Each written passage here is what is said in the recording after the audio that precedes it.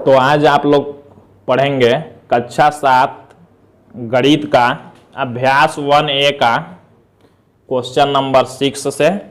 तो 5 तक का क्वेश्चन आप लोगों ने कल पढ़ लिया था, कल वीडियो आप लोगों ने देखा था, तो उसमें 5 तक का क्वेश्चन था। तो आज 6वें क्वेश्चन से और बाकी जो भी क्वेश्चन है उसको आप लोग पढ़ेंगे।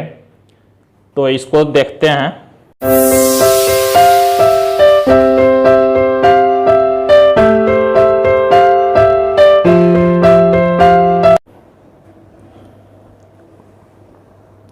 तो दिया है 6 नंबर क्वेश्चन, निम्नांकित संख्याओं में कौन सी परिमेय संख्याएं धनात्मक हैं। हम लोग सबसे पहले जो भी संख्या दिया होगा अगर ऊपर नीचे दोनों में माइनस होगा तो उस माइनस को काट के कैंसिल कर देंगे। उसके बाद देखेंगे कौन सी परिमेय संख्याएं धनात्मक है। केवल इसमें बताना है कौन सा धनात्मक है। धनात्मक मतलब जो ऊपर नीचे दोनों प्लस में होगा संख्या वही धनात्मक होगा, अगर माइनस आ जाएगा तो ऋणात्मक होगा। तो पहले हम काट के चेक करेंगे, ऊपर नीचे अगर माइनस होगा तो उसको काट देंगे। तो इसमें देखते हैं, पहला क्वेश्चन हल करते हैं। तो ये दिया है -9/-13। तो देखिए ऊपर नीचे माइनस है, हमने जब काट दिया माइनस को तो ये क्या हो गया, ऊपर भी प्लस हो गया और नीचे भी प्लस। तो कहा है कौन सी परिमेय संख्या धनात्मक है, तो ये भी धनात्मक है। तो ये धनात्मक हो गया। ये देखिए एक माइनस हो गया है मतलब ऋणात्मक है, इसको नहीं लिखना है, ये ऋणात्मक है। ये देखिए यहाँ जब हल कर लेंगे इसको माइनस माइनस काट देंगे तो प्लस हो जाएगा, मतलब ये धनात्मक है। और यहाँ देखिए ये ऋणात्मक है। तो कहाँ है केवल धनात्मक कौन कौन है, तो एक देखिए ये क वाला धनात्मक है, ये आंसर है। और एक यहाँ ग वाला धनात्मक है। उत्तर में लिखेंगे 7/23, उत्तर में 9/13 लिखेंगे और 7/23, यही दोनों धनात्मक है और बाकी ये दोनों ऋणात्मक हैं। इसमें देखते हैं 7वां क्वेश्चन दिया है, निम्नांकित संख्या में कौन कौन सी परिमेय संख्याएं ऋणात्मक है। ऋणात्मक मतलब माइनस में कौन कौन है, तो इसमें भी देखेंगे जब। तो यहाँ देखिए एक माइनस है मतलब ऋणात्मक है। यहाँ देखिए ऊपर नीचे दोनों माइनस है, काटेंगे तो प्लस हो गया, ये धनात्मक है, ये ऋणात्मक नहीं है। केवल ऋणात्मक बताना है तो ऋणात्मक देखिए ये हो गया। तो उत्तर में इसको लिख देंगे -7/11। एक ये हो जाएगा, ये तो धनात्मक हो गया है। यहाँ देखिए ये ऋणात्मक है क्योंकि 8/-35 है। और यहाँ देखिए माइनस ऊपर नीचे काटेंगे तो ये प्लस हो जाएगा, ये ऋणात्मक नहीं है। तो ऐसे बताना है कौन धनात्मक है, इसमें बताना है कौन ऋणात्मक है। अब देखते हैं 8वां क्वेश्चन दिया है, निम्नलिखित परिमेय संख्याओं को सरलतम रूप में लिखिए। हाँ तो देखिए 8वां क्वेश्चन दिया है, निम्नलिखित परिमेय संख्याओं को सरलतम रूप में लिखिए। सरलतम रूप क्या होता है, उसको काट के छोटा करना। आप लोग अभी 3-4 कक्षा में पढ़ चुके होंगे, कक्षा 3 और कक्षा 4 में, कि इसको छोटा कैसे करते हैं। तो देखते हैं।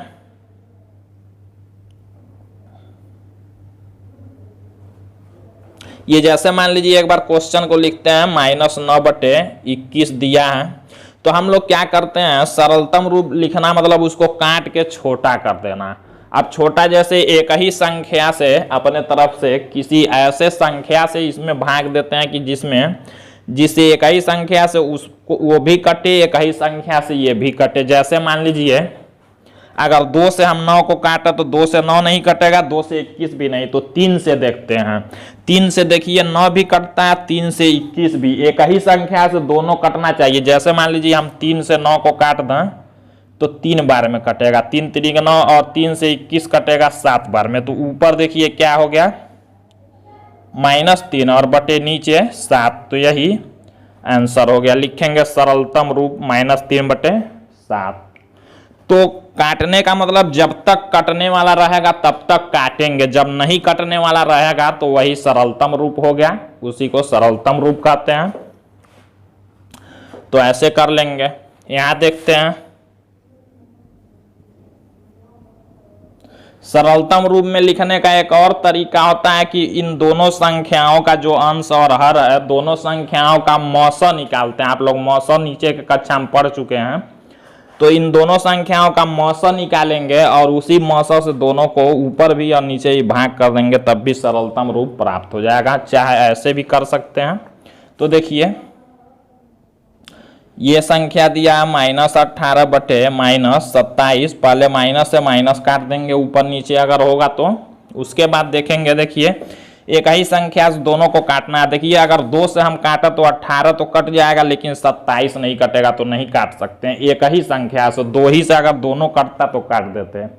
अब 3 से देखते हैं, अगर 3 से 18 काटें तो 3 से 27 भी कटता है। तो देखिए 3 छके 18 और 3 नवा 27, देखिए कट गया।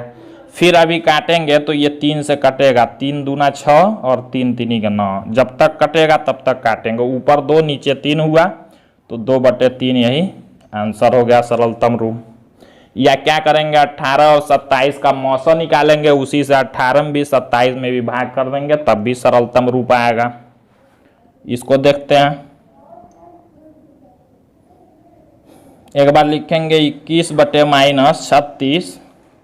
देखिए 3 से 21 भी कटता है, 3 से 36 भी, तो काटेंगे। 3 7 21 और 3 से 36 कटेगा 12 बार में, 12 3 36 होता है। तो देखिए ऊपर 7 है और नीचे माइनस है, तो माइनस लिख के, और 12 आया तो 12, ये आंसर हो जाएगा। इसको देखते हैं।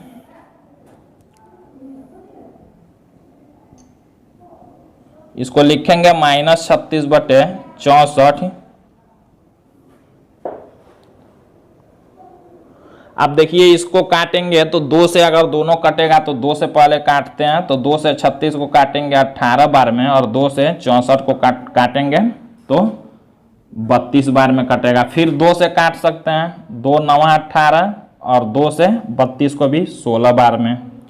अब देखिए 2 से नहीं कटेगा, अभी देखते हैं। 3 से नहीं, 4 से नहीं, 5 से नहीं, अब किसी से नहीं कटेगा। तो ऊपर देखिए, ऊपर -9 है और बटे नीचे 16 है, ये आंसर हो जाएगा। तो ये सरलतम रूप हो गया। तो ऐसे कर लेंगे। अगला क्वेश्चन देखते हैं। तो 9 नंबर क्वेश्चन देखते हैं। अपनी अभ्यास पुस्तिका में लिखकर रिक्त स्थान की पूर्ति कीजिए।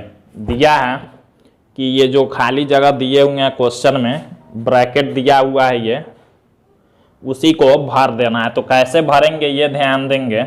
यहाँ देखिए, हम यहाँ ध्यान देंगे। देखिए 4 है तो यहाँ -20। 4 में हमने किससे हम अगर गुणा कर दें कि -20 होगा, वही ऊपर भी देखिए वही ऐसे भरना है। तो देखिए अगर 4 में हम -5 से गुणा कर दें तो -20 होगा। इस 4 में अगर देखिए -5 से गुणा अगर हो तभी तो ये -20 हुआ। देखिए 4 5 20 और माइनस है तो -20 हो गया। तो यानी कि हम लोग ये जान सकते हैं कि 4 में अगर -5 से गुणा हुआ तो ये -20 हो गया। तो जब नीचे -5 से गुणा हुआ तो इतना हुआ, तो -5 से यहाँ भी गुणा करेंगे तो यहाँ होगा। यानी कि -5 से अगर इस -3 में गुणा करें तो देखिए माइनस माइनस प्लस, और 5 का 3 में गुणा 15, यानी कि यहाँ हम भर देंगे 15।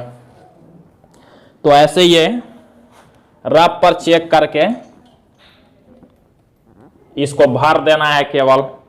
यहां देखिए, अब देखिए 4 में, इस 4 में किससे गुणा हुआ है तो 28 हो गया। तो 4 में हम लोग जानते हैं अगर 7 से गुणा हुआ तो 28 हुआ। तो यहाँ 7 से गुणा हुआ तो 28 हुआ, तो ऊपर भरना है। तो 7 से इसमें हम गुणा कर देंगे तो यहाँ देखेंगे 7 से इसमें गुणा करेंगे तो माइनस है तो माइनस रहेगा, और 7 का 3 में गुणा होगा तो 21 होगा, उसमें भर दिया हमने। इसको देखते हैं। अब -8 से +24 कैसे हुआ, तो हम लोग जानते हैं अगर -8 में अगर हम -3 से गुणा कर दें तो क्या होगा, माइनस माइनस प्लस, 8 3 के 24, मतलब -8 में अगर -3 से गुणा हुआ तो हो गया +24। तो इस -3 से गुणा हुआ जब इसमें तो +24 हुआ, तो -3 से ऊपर भी गुणा कर देंगे। तो माइनस देखिए माइनस माइनस प्लस, और 5 का 3 में गुणा 15, यहाँ 15 भर देंगे। इसी तरह देखते हैं। अब देखते हैं कि यहाँ हम क्या भरेंगे। तो हम ऊपर का देखेंगे इस संख्या को, इसमें किससे गुणा हुआ तो 25 हुआ, -5 में किससे गुणा हुआ? +25 हुआ, तो हम जानते हैं माइनस है तो माइनस से गुणा होगा तभी प्लस होगा, तो -5 से। अगर -5 में हम -5 का गुणा करें तो +25 हुआ, तो -5 से जब ऊपर करेंगे तो -5 से नीचे भी, तो माइनस माइनस प्लस, और 5 का 8 में गुणा होगा तो 40, तो इसमें भर देंगे 40। यहाँ देखते हैं ऊपर, देखिए अब नीचे भरना है तो ऊपर का देखेंगे इससे ये कैसे हुआ। तो 7 में देखिए अगर हम -2 से गुणा कर दें तो यहाँ -14 हुआ, तो 7 में जब -2 से गुणा करेंगे तभी -14 होगा, तो -2 से नीचे भी करेंगे तो -2 करेंगे तो माइनस माइनस प्लस, 9 दूना 18 हो जाएगा। यहाँ देखते हैं अब ऊपर देखेंगे 7 में किससे गुणा हुआ तो 35 हो गया, तो 7 में हम जानते हैं अगर 5 से गुणा हुआ तो 7 5 35, तो 5 से नीचे भी कर देंगे, तो 5 9 45, यहाँ माइनस है तो -45, ऐसे भरना है। यहाँ देखते हैं अब यहाँ देखते हैं, यहाँ से देखिए यहाँ के नीचे भरना है, तो यहाँ से देखेंगे ये कैसे हुआ। तो 4 में अगर हम -2 से गुणा कर दें, इस 4 में हम अगर -2 से गुणा करें तो कितना होगा? 4 दूना 8, -8 तभी हुआ है, तो -2 से इसमें गुणा हुआ है तो इतना हुआ है। तो -2 से हम अगर नीचे गुणा कर दें तो यहाँ वाला भरेंगे, तो -2 के से अगर नीचे तो माइनस प्लस माइनस, और 15 दूना 30, यहाँ -30 भर देंगे। फिर यहाँ देखते हैं यहाँ कैसे क्या हुआ।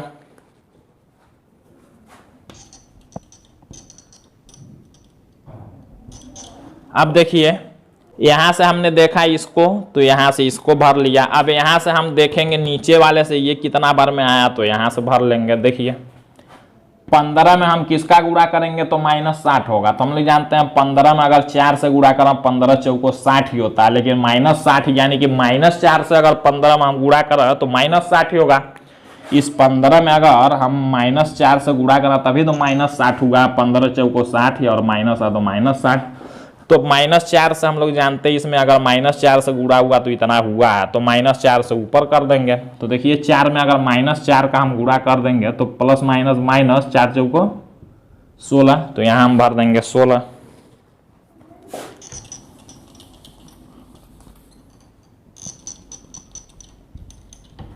तो ऐसे भर देना है। इसको देखते हैं 10 नंबर क्वेश्चन दिया, प्रत्येक के समतुल्य 3 और परिमेय संख्याएं लिखिए। ये 3 क्वेश्चन दिया हुआ है। तो देखिए समतुल्य परिमेय संख्या क्या होगा, अपने तरफ से किसी भी संख्या से, एक ही संख्या से अगर ऊपर और नीचे गुणा कर देंगे तो जो संख्या मिलेगा वही समतुल्य परिमेय संख्या होता है। जैसे 2/5 है, मान लीजिए ये लिखा हुआ, इसका समतुल्य परिमेय संख्या निकालना तो हम किसी भी संख्या, मान लीजिए अगर 2 से गुणा करा तो ऊपर नीचे दोनों में कर देंगे, तो हमको क्या प्राप्त हुआ, 2 दूना 4/5 दूना 10। तो देखिए एक समतुल्य परिमेय संख्या इसका मिल गया 4/10। इसी तरह 3 निकालना है, तो एक बार हमने 2 से गुणा कर दिया, फिर 2/5 में मान लीजिए अगर हम 3 से गुणा कर दें, ऊपर नीचे दोनों में करना पड़ेगा एक ही संख्या से, तो 2 3 6/5 3 15, दूसरा समतुल्य परिमेय संख्या निकल गया। तो अपने तरफ से किसी भी संख्या से ऊपर नीचे एक ही संख्या से गुणा कर देंगे, जो आएगा वही समतुल्य परिमेय संख्या होगा। जितना चाहेंगे उतना निकाल सकते हैं। यहाँ हमको 3 निकालना है, फिर 2/5 लेंगे। इसमें अगर मान लीजिए 4 से ऊपर नीचे गुणा कर दें तो 2 चौको 8/5 चौको 20, तो ये 3 परिमेय संख्या हमको समतुल्य मिल गया। इसी तरह इसको मान लीजिए निकालना है 3 समतुल्य परिमेय संख्या, तो इसमें देखिए अपने तरफ से किसी भी संख्या से गुणा कर सकते हैं। तो मान लीजिए हमने 2 से ऊपर किया तो 2 से नीचे भी करना पड़ेगा, जो होगा वही समतुल्य परिमेय संख्या। 7 दूना 14 -11 में 2 का गुणा होगा तो -22, ये हो गया एक। मान लीजिए दूसरी हमको निकालना है, यहाँ लिखेंगे पहली पर समतुल्य संख्या, दूसरी तीसरी ऐसे लिख सकते हैं। फिर मान लीजिए अगर 7/-11 हमने 3 से गुणा कर दिया ऊपर, 3 से नीचे, तो 7 3 के 21/-11 में 3 का करेंगे तो 33, ये हो गया। फिर मान लीजिए एक और निकालना है, तो 7/-11 लिखेंगे, 4 से कर देंगे ऊपर नीचे गुणा, तो 7 का 4 में करेंगे तो 28 बटे -11 का 4 में तो -44, ये आंसर हो जाएगा। इसी तरह जितना चाहेंगे उतना समतुल्य परिमेय संख्या निकाल सकते हैं। यहाँ देखते हैं -8 बटे -5 है, 2 से मान लीजिए ऊपर नीचे गुणा कर देंगे तो एक समतुल्य परिमेय संख्या निकल गया, हो गया -16 बटे -10।